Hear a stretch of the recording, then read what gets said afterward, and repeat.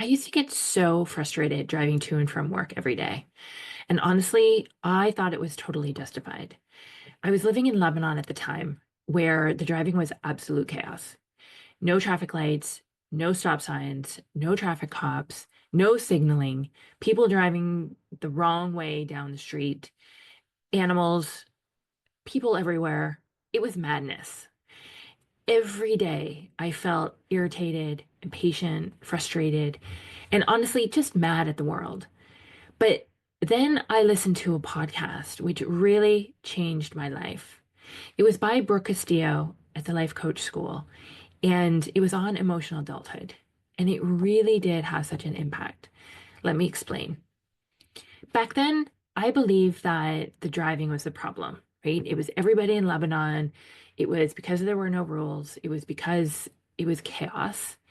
And that these reckless drivers were making me feel frustrated. If they would just drive properly, I could finally have a peaceful commute. I wouldn't be so upset. Now, does this sound familiar? It could be with any issue: kids, mother in law, your boss, right? You think if they would just change, I would feel so much better. And we all do this in different ways, thinking that it's them or it's the weather, it's technology, is responsible for how we feel. But here's the truth: no one else is responsible for our emotions. We are. So, in this episode, and it was emotional adulthood, Brooke introduced the concept, and it hit me hard. Emotional adulthood means realizing that our feelings don't come from what's happening around us, they come from our thoughts about what's happening. So, in my case, the traffic wasn't making me angry. My thoughts about the traffic were. The idea that this is insane and they shouldn't be driving like this, they shouldn't be doing this, they should know better, somebody should stop them, no one knows how to drive, were coming from my frustration, not the other drivers. Once I realized this, everything shifted. Instead of staying stuck in anger and getting to work and being so completely wound up, I started questioning my thoughts. And I remember the exact moment I was driving to work and a car pulled out in front of me. And I started to feel that rise. And I started to feel like I was going to get upset. And I was like, ooh. And I stopped and I just remembered I have a choice as to how I want to respond here. And I'm giving my power to this other driver. He went on his way. He wasn't paying any attention to me or probably anything else that was going on. So I could get upset. I could start honking, but it wouldn't change anything. And I would just feel terrible. And I started to question whether I couldn't just accept that this is what it was. These humans in this place were going to drive like this, no matter what I did. So, what if I expected this to happen instead of resisting it? What if I chose to think, of course, people are driving like this? This is just how it is here, instead of this is wrong or it shouldn't be happening. Dropping that resistance is really important. And guess what happened? It worked.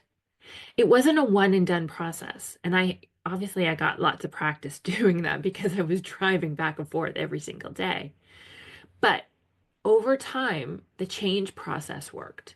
And I was able to significantly reduce and remove all of that anger and all of that frustration. It disappeared. The drivers were doing the exact same thing. In fact, I spent many more years in Lebanon driving and experiencing the same thing over and over again. But I wasn't losing my mind over it. It was so freeing. And because I was no longer giving them control of my emotions, I was in charge. And I learned how to apply that in other areas of my life. So here's why this matters. If you're constantly feeling frustrated, annoyed, or upset because of what other people are doing, you're stuck in emotional childhood. You're giving away your power and you're making yourself the victim. But when you step into emotional adulthood, you take responsibility for your emotions. You stop blaming and start choosing how you want to think and feel. And that is freedom. That is stepping into your power. That is freeing. So, if you have ever caught yourself blaming others for how you feel, whether it's your job, your children, your spouse, your mother-in-law, the weather, politics, economy, doesn't matter what it is. Know that you don't have to stay stuck in this cycle of frustration and annoyance and victimhood. You can change this, and I can help you get unstuck.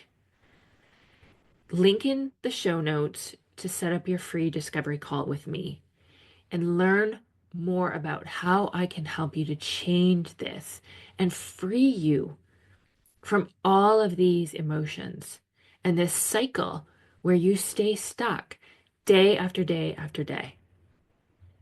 You don't have to give your power away. You have a choice. I'll see you there.